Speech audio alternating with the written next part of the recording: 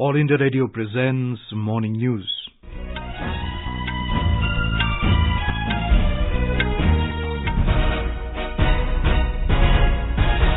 Good morning, I'm Abhishek Mukhopadhyay. The headlines. Polling begins for fourth phase of assembly elections in Jharkhand. Finance Minister Nirmala Sitharaman to hold pre-budget consultations with various stakeholders from today. CBDT extends last date for payment of third installment of advance tax till the 31st of this month for northeastern region. Delegates from 200 countries failed to come up with more ambitious targets to cut greenhouse gases at UN climate talks in Madrid. And in cricket, West Indies beat India by 8 wickets in the first ODI at Chennai.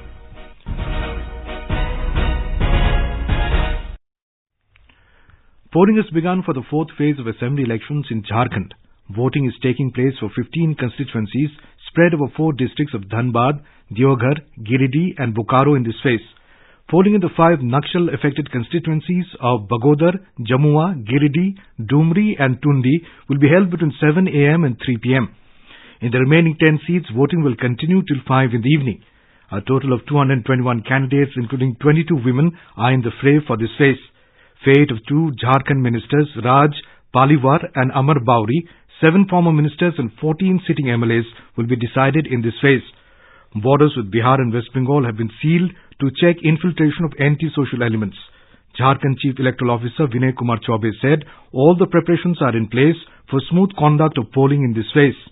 6101 मतदान केंद्र बनाए हैं, जिसमें से कि 183 मतदान केंद्र आदर्श मतदान केंद्र हैं। 70 मतदान केंद्र ऐसे हैं जिसमें कि सारे मतदान कर्मी महिलाएं होंगी एवं 2122 मतदान केंद्रों पर वेबकास्टिंग की व्यवस्था की गई है। Now we go over live to our correspondent for the latest update on the polling. KK Lal, where are you right now and have people started to come out to cast their votes? Abhishek, this time I am standing near booth number 286 of Bokaro. 4 booths are here. People have started coming before polling started.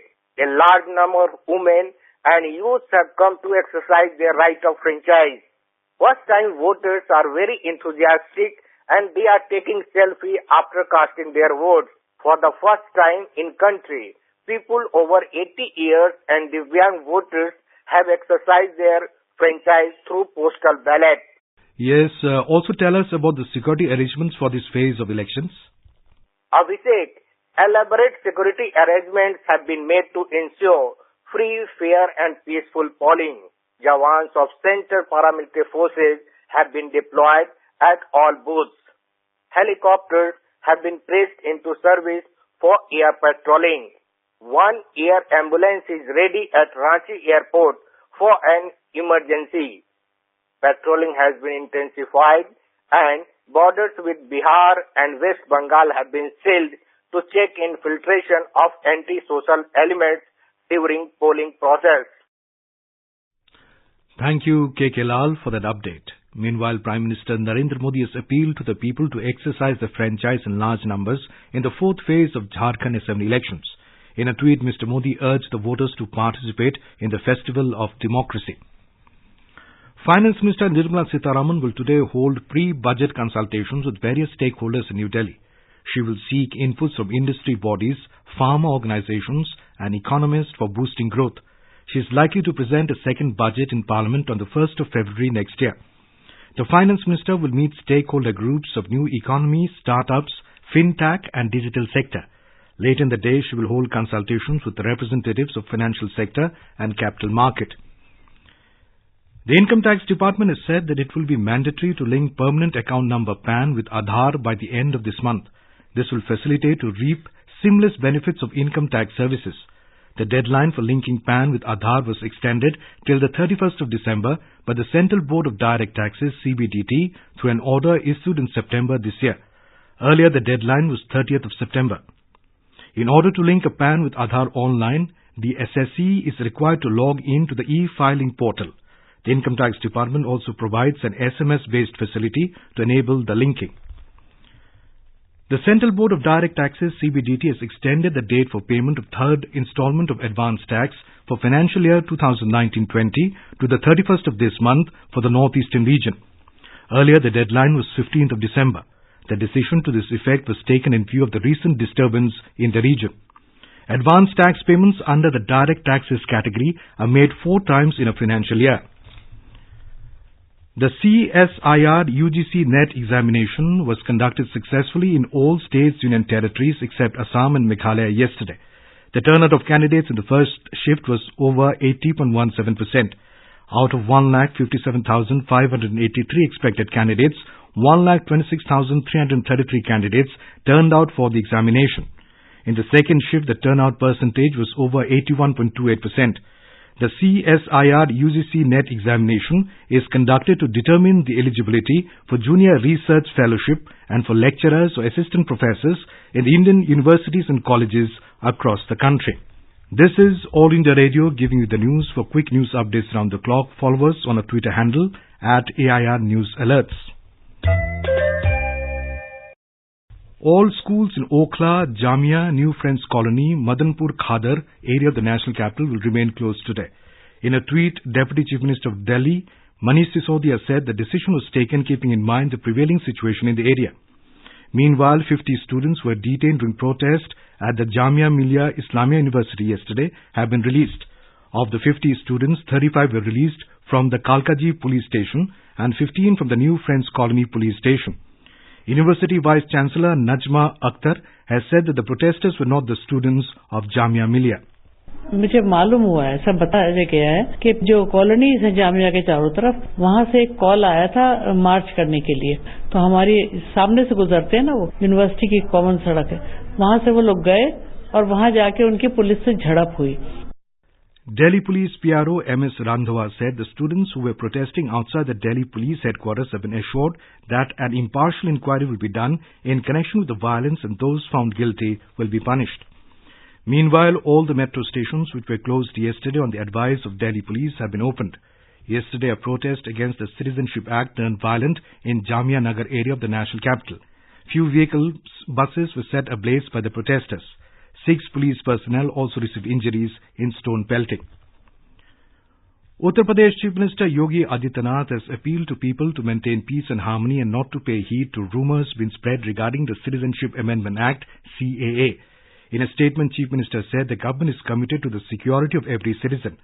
For this, it is important that all the citizens abide by the laws. Meanwhile, internet services have been suspended in the Meerut district of the state as a precautionary measure. In Aligarh, also net services will remain suspended in the wake of protests by students of Aligarh Muslim University. AMU Registrar Abdul Hamid said the university has declared the winter vacations from today onwards. Winter vacation जो एक हफ्ते बाद शुरू होने से चालू कर दिए गए हैं। यूनिवर्सिटी एडमिशन ने तय किया है कि हम 5 जनवरी से यूनिवर्सिटी खोलेंगे। एग्जामिनेशन जो चल रहे थे वो जब यूनिवर्सिटी खुलेगी उसके बाद कराए जाएंगे। उसका शेड्यूल जो है अभी बाद में बताया जाएगा। Ajay Anand, ADG Law and Order, Agra Zone in Aligarh, stated that the situation is under control and all necessary actions will be taken to maintain law and order. Situation बिल्कुल control में है। लड़के अपने अपने hostel चले गए। हमारी force पूरी तरह यहाँ पर मुस्तैद है। स्थिति पूर्ण नियंत्रण में है और जो भी आवश्यक कार्रवाई होगी शांति व्यवस्था बनवाने के लिए हम लोग पूरी कार्रवाई करेंगे। West Bengal Governor Jagdeep Dhankar has appealed to the citizens of the state to shun violence and maintain peace. Talking to newspersons at Raj Bhavan in Kolkata, Mr. Dhankar also appealed to political parties to maintain restraint. The governor also requested Chief Minister Mamata Banerjee to withdraw the advertisement on non-implementation of the NRC and amended Citizenship Act in the state. A Kolkata correspondent reports violent incidents were reported from Murshidabad, Birbhum, South 24 Parganas and Bardwan. Several local and long-distance trains were either cancelled or rescheduled due to blockade on rail tracks. Incidents of arson and road blockade were also reported from many areas. Meanwhile, the state administration has snapped internet connections in 6 districts. The winter session of Maharashtra Assembly will begin today in Nagpur. This will be the first session of the newly elected Maha Vikas Aghadi government under the leadership of Chief Minister Uddhav Thackeray. More from a correspondent. As informed by the Business Advisory Committee, winter session will not have a question hour and the session will end on 21st December. The 5 days of the session, however, are likely to become stormy under opposition led by the senior BJP leader Devendra Fadnavis over the issues like farmer financial assistance, review of development projects and other several issues in the state. Dhananjay Wankhede for AIR News, Nagpur. Meanwhile, the BJP's legislative party has appointed Ashish Shelar as the party's chief whip, while Devani Farande has been appointed as the party whip in Maharashtra Legislative Assembly. The nation celebrates Vijay Divas today to commemorate India's victory over Pakistan in the 1971 war. Rich tributes have been paid to the martyrs who laid down their lives during the war. It was on this day in 1971 that the chief of the Pakistani forces, General A.A. Khan Niazi, along with 93,000 troops, had surrendered unconditionally to the Allied forces consisting of Indian Army and the Mukti Bahini. The end of the war also resulted in subsequent secession of East Pakistan into Bangladesh. In Kolkata, a wreath-laying ceremony will be held at Vijay Samarak at Fort William, the headquarters of Eastern Command, to mark the day. A report. Eastern Command organized 3-day events in Kolkata beginning from 14th of this month. During this period, a large number of events were held to commemorate the epic victory. A delegation of dignitaries comprising of Mukti Jodhas from Bangladesh as well as Indian war veterans are taking part in the celebrations. Vijay Divas is indeed a day for remembrance of our brave soldiers and Mukti Jodhas who sacrificed their lives for a noble cause. Arijit Chakraborty, AIR News, Kolkata. On the occasion of Vijay Divas, Prime Minister Narendra Modi said that he salutes the courage and valor of Indian soldiers. In a tweet, Mr. Modi said the history created by our army on this day in 1971 will always be engraved in golden words. The longest UN climate talks ended in Madrid yesterday with no deal on carbon markets. Delegates from almost 200 countries failed to come up with more ambitious targets to cut greenhouse gases at UN climate talks. It failed to fulfill the terms of the 2015 Paris Agreement, prompting UN Chief Antonio Guterres to lament a lost opportunity to fight global warming. The 2-week-long negotiations, which extended till yesterday, saw no agreement on major issues such as Article 6, loss and damage, and long-term finance. Under the Article 6 of the Paris Agreement signed in 2015, the countries had agreed to set up global carbon market system to help developing countries decarbonize the economies at lower cost. In cricket, Shai Hope and Shimron Hetmeyar guided West Indies to a comfortable 8-wicket win over India in the first ODI at the M.A. Chidambaram Stadium in Chennai last night. Shimron Hetmeyar, who smashed a career-best 139 in 106 balls, was declared man of the match. With this win, the Caribbean side have a 1-0 lead in the 3-match ODI series. Chasing a target of 288 runs, West Indies made 291 for the loss of 2 wickets. The News Services Division of All India Radio in its weekly bilingual live phone-in program Public Speak will bring you a discussion tonight on recognition of property rights in unauthorized colonies of Delhi. Secretary, Ministry of Housing and Urban Affairs and other experts will answer the queries of the listeners. And now for an overview of today's newspapers, it's over to Paul Thottam. Thank you, Abhishek. Violence over the amended Citizenship Act rocking the national capital is the story that dominates headlines this morning. After Northeast and Bengal, it's Delhi now leads the Times of India. On the situation in Assam, the Asian Age writes, AASU may form new party, AGP split on SC play, while on West Bengal, the paper says, trains, rail stations vandalized by mobs. The Tribune, quoting the Prime Minister Narendra Modi, writes, CAB passage 1000% correct. And finally, global warming leads to rise in red deer population. Well, the Pioneer reports that multiplication of red deer population in Scotland could not be on account of their fault, but may be linked to the change in their genes due to climate change-induced warm weather speeding up their breeding. With that, it's back to you, Abhishek. Thank you, Paul. And now, before we end the bulletin, the headlines once again. Polling begins for the 4th phase of assembly elections in Jharkhand. Finance Minister Nirmala Sitharaman to hold pre-budget consultations with various stakeholders from today. CBDT extends last date for payment of 3rd installment of advance tax till the 31st of this month for Northeastern region. Delegates from 200 countries failed to come up with more ambitious targets to cut greenhouse gases at UN climate talks in Madrid. And in cricket, West Indies beat India by 8 wickets in the first ODI at Chennai. And with that, we end the morning news. Have a nice day.